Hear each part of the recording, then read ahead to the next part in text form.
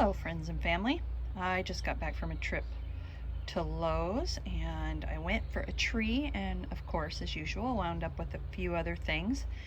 And the things I got at Lowe's are this coleus, which I thought was really interesting. The leaf structure is really cool, and it doesn't really say a name of the coleus, but of course as usual I'm drawn to this chartreuse color. And I got this hydrangea. It was half off, so it was only $11 and some change. And I don't have any in this color. The name on this one is Summer Crush, and according to this it should have abundant raspberry red and neon purple blooms depending on the pH. So we will see. It might stay this pink, but I have a feeling it might go to purple. But time will tell. And the other two plants that I have here, I actually ordered off of Amazon and they came yesterday, and I've got to figure out where I want to put these. These are St. John's wort, and they're called Brigadoon, and it is a ground cover St. John's wort. And I've just got to figure out, I'm not sure where I want to put these. I've got some areas where I want this nice chartreuse color, so I will keep you updated. Time to get planting. Okay, so the tree that I got is called a honey locust, and it should have a nice chartreuse color to it. I picked that color because of this maple. I just didn't want another red tree here, and I didn't want just a plain green. I wanted something that kind of made the red pop. So I went with this honey locust. It made the trip from Lowe's in the back of my truck pretty well. I've got a few leaves up there that are stripped, but nothing that it shouldn't bounce back from. And this one is called Sunburst Honey Locust. And what I like about it is it doesn't get too terribly large.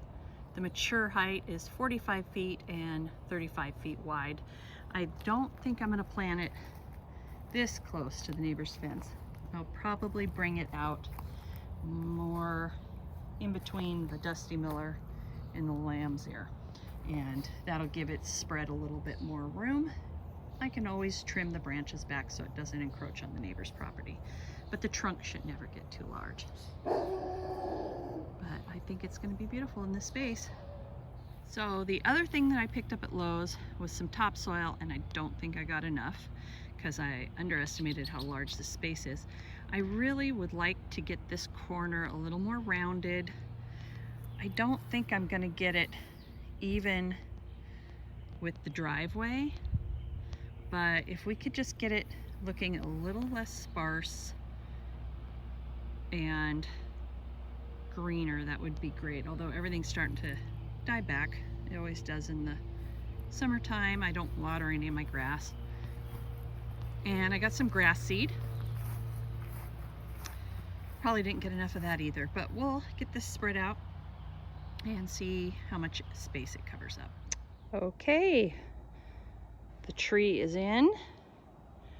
It's pretty darn straight, and I think it's got plenty of room to grow. Like I said, I can prune the back end where the neighbor's house is so that it doesn't encroach on their property.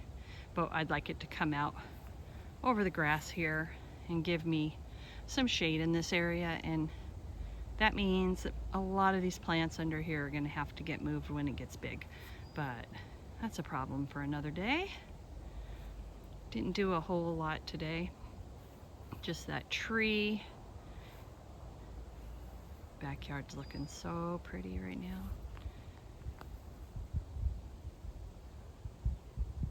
Haven't done much here. Everything's just growing. We're just gonna let it be.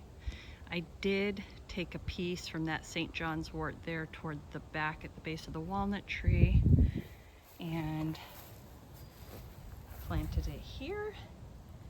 So that'll give another low growing shrub here.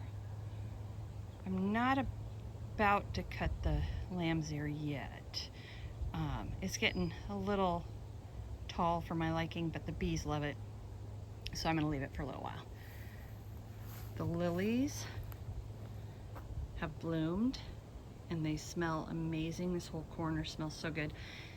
The grasses that were flopping, I got some of my wire and I just tied loops around the middle of all of them, and so far they're staying up and I don't mind the way they look. And the coleus, I took one of the three and split it between these two hanging pots because that chartreuse is going to look so nice against the charcoal. And then the other two I put in these pots because the petunias that were in there were just not thriving. So this will be a nice shot of color for the entrance to the vegetable garden. And now I'll take you around to the front yard and show you what I did up there.